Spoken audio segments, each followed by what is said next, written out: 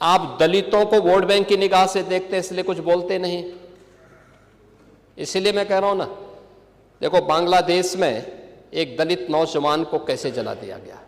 आप लोग गाजा पट्टी में होने वाले किसी भी उस पर आंसू बहाते हैं, लेकिन आपकी जबान से एक शब्द नहीं निकल रहा है, क्योंकि एक दलित नौजवान मारा गया बांग्लादेश में, और उस नौजवान के मरने पर आपकी जबानें सिल चुकी हैं, क्योंकि आप उसको केवल वोट बैंक के रूप में इस्तेमाल करते हैं।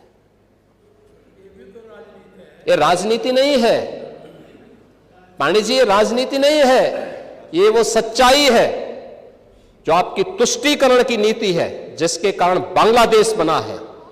अगर बांग्लादेश पाकिस्तान नहीं बना होता, इस तरीके से हिंदू नहीं जलाया होता, और जलाता तो फिर उसकी क्या दुर्गति होती या वह भी जानता।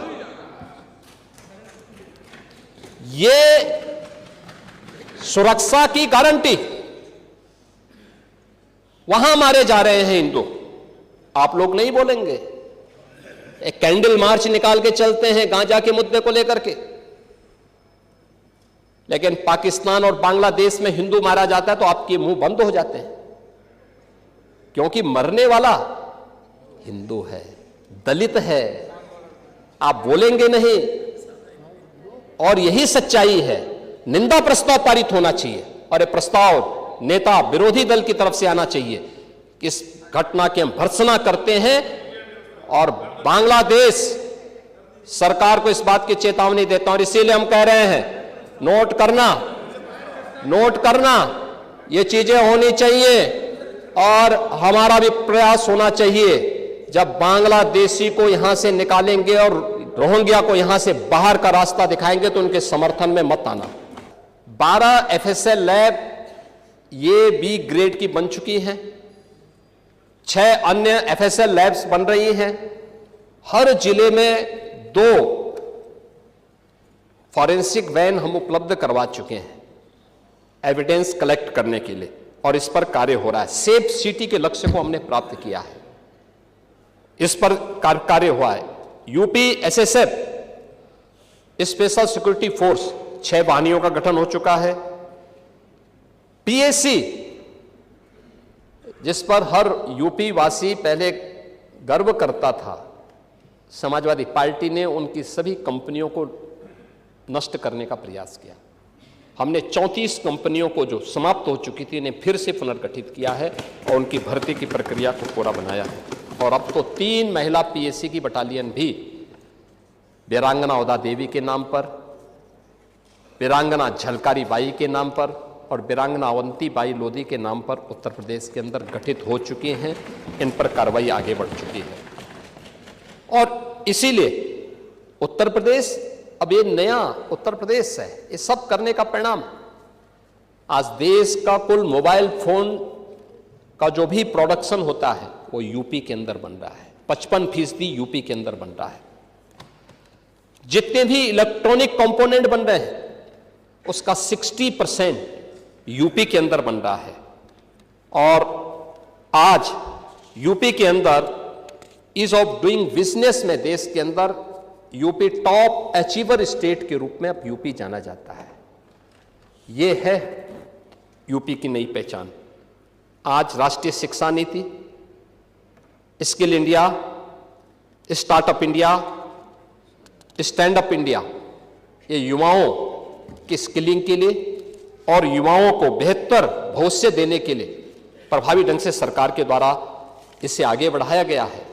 आज आर्टिफिशियल इंटेलिजेंस में, सेमीकंडक्टर में, साइबर सिक्योरिटी के लिए, रोबोटिक्स में, ड्रोन टेक्नोलॉजी में, इलेक्ट्रिक व्हीकल में, agritech, fintech, deep tech, health take, tourism और हॉस्पिटैलिटी में, डिफेंस, मैन्युफैक्चरिंग और स्पोर्ट्स जैसे क्षेत्रों में भी उत्तर प्रदेश ने नए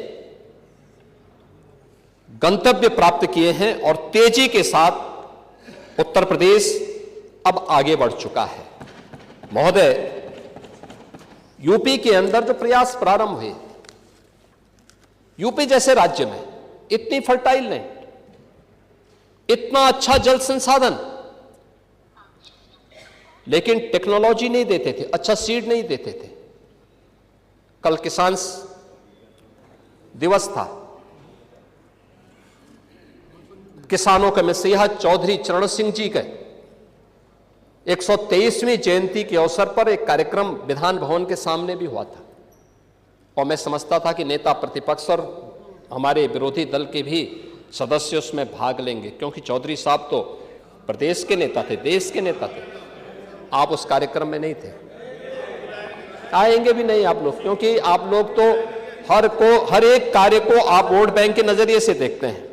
आपकी नियत है, आप किसान को वोट बैंक की नजर से देखते हैं इसलिए कुछ किए नहीं, आप दलितों को वोट बैंक की निगाह से देखते हैं इसलिए कुछ बोलते नहीं। इसलिए मैं कह रहा हूं ना, देखो बांग्लादेश में एक दलित नौजवान को कैसे जला दिया गया। आप लोग गाजा पट्टी में होने वाले किसी भी उस पर आंसू बहाते हैं, लेकिन आपकी जबान से एक शब्द नहीं निकल रहा है, क्योंकि एक दलित नौजवान मारा गया बांग्लादेश में, और उस नौजवान के मरने पर आपकी जबानें सिल चुकी हैं, क्योंकि आप उसको केवल वोट बैंक के रूप में इस्तेमाल करते हैं। ये राजनीति नहीं है पांडे जी, ये राजनीति नहीं है, ये वो सच्चाई है जो आपकी तुष्टीकरण की नीति है, जिसके कारण बांग्लादेश बना है। अगर बांग्लादेश पाकिस्तान नहीं बना होता, इस तरीके से हिंदू नहीं जलाया होता, और जलाता तो फिर उसकी क्या दुर्गति होती या वह भी जानता। ये सुरक्षा की गारंटी, वहां मारे जा रहे हैं हिंदू, आप लोग नहीं बोलेंगे। एक कैंडल मार्च निकाल के चलते हैं गांजा के मुद्दे को लेकर के,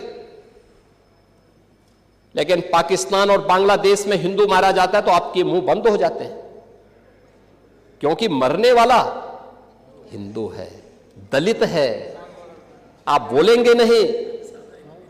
और यही सच्चाई है। निंदा प्रस्ताव पारित होना चाहिए, और यह प्रस्ताव नेता विरोधी दल की तरफ से आना चाहिए। इस घटना की हम भर्त्सना करते हैं, और बांग्लादेश सरकार को इस बात की चेतावनी देता हूं, और इसीलिए हम कह रहे हैं नोट करना, ये चीजें होनी चाहिए, और हमारा भी प्रयास होना चाहिए। जब बांग्लादेशी को यहां से निकालेंगे और रोहिंग्या को यहां से बाहर का रास्ता दिखाएंगे तो उनके समर्थन में मत आना, क्योंकि उनमें से बहुत सारे लोगों के वोट आपने बनवाए हैं, उनके बहुत सारे लोगों के लिए आधार भी बनवाने का पाप किया है आप लोगों ने। इसलिए इन चीजों को ध्यान में रखना, और एक एक चीज की स्क्रीनिंग होगी, बहुत प्रभावी कार्रवाई करेंगे। हमारे ही देश में रह करके हमारे लोगों के खिलाफ अपराध, और वहां पे निर्दोष हिंदुओं पर अत्याचार करोगे, निर्दोष सिखों पे अत्याचार करोगे, ये स्वीकार्य नहीं हो सकता है। और यही आप करते हैं कि किसानों के बारे में भी आपका आचरण यही है। कल देखिए शाही जी ने चौधरी चरण सिंह सीड पार्क का भी जमीन आवंटन का काम प्रारंभ कर दिया। अच्छा, किसान को अच्छा बीज मिले, अच्छी तकनीक मिले, कम लागत में ज्यादा उत्पादन। आपके समय में क्या होता था? लागत ज्यादा थी, उत्पादन कम था, बाजार नहीं था, किसान तबाह था, परेशान था, बिचौलियों के द्वारा लाभ ले लिया जाता था। आज किसान सुरक्षित है, किसान को योजनाओं का लाभ मिल रहा है। और कल चौधरी साहब के नाम पर कार्यक्रम था, और इन सभी माननीय सदस्यों ने गन्ना मूल्य के बारे में कहा, हम लोगों ने दिया, लगातार दे रहा। यूपी आज के दिन पर देश के अंदर गन्ना उत्पादन का नंबर 1 का राज्य है। आपके समय में चीनी मिलें बिकती थी, बंद होती थी, वर्षों का गन्ना मूल्य बकाया रहता था, किसान तरसता था। अब यह स्थिति नहीं है। अब अन्नदाता किसान हमारे लिए वोट नहीं, वह सम्मान का पात्र है। आज उसको नए तकनीक के साथ आच्छादित किया जा रहा है। 22 लाख हेक्टेयर से अधिक भूमि को सिंचाई की सुविधा दी गई है। आप स्वीकार करें ना करें, लेकिन उस सच्चाई को जमीन पर देखेंगे तो ये चीजें आपको देखने को मिलेगी। और परिणाम क्या है? परिणाम है जो आपने 8% किसान विकास की दर रखी थी, कृषि विकास की दर,